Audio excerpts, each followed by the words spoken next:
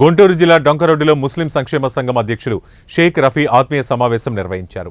TDP super 6 పథకాలను ప్రతి ఒక్కరికి వివరించారు. నియోజకవర్గం అభివృద్ధి చెందాలంటే అది కూటమితోనే సాధ్యమని ఆయన ప్రజలకు వివరించారు.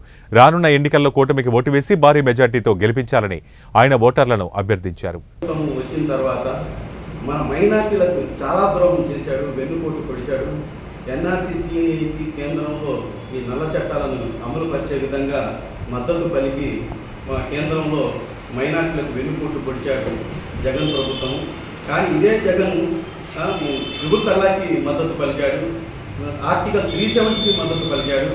ముస్లింలకు సంబంధించిన అన్ని చట్టాలకి 22 ఎంపీలు మనం గెలిపించి మైనార్టీల తరఫున ఇస్తే మైనార్టీలకు ద్రోహం చేసింది ఈ జగన్.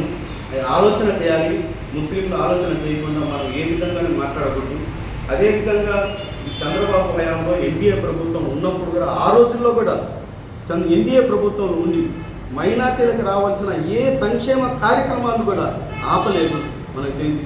ఎందుకంటే దుల్హన్ స్కీమ్ కానీ, మైనార్టీ లోన్స్ కానీ, అలాగే విదేశీ విద్య కానీ, అలాగే ఎన్నో పథకాలు. ఎందుకంటే రంజాన్ తోఫా కానీ, అదే మసీదులకి ఎన్నో మసీదులు కట్టించాడు.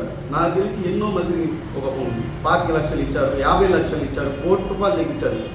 ఒక్క మసీదు కట్టించారా? జగన్ ప్రభుత్వం వచ్చిన తర్వాత కనీసం ఆ మసీదుకు చున్నం కూడా లేకుండా పోయింది. అదే రంజాన్ నెలలో ₹25,000 మళ్ళీ మరమ్మతులు కూడా ఇచ్చారు. షాదీఖానాలు కట్టించారు. ఒక్క షాదీఖానా కూడా లేదు ఈరోజు. ఎన్నో పథకాలు ఆ రోజు ముస్లింలకి న్యాయం జరిగింది, ఈరోజు ఒక్కటి కూడా న్యాయం జరగలేదు.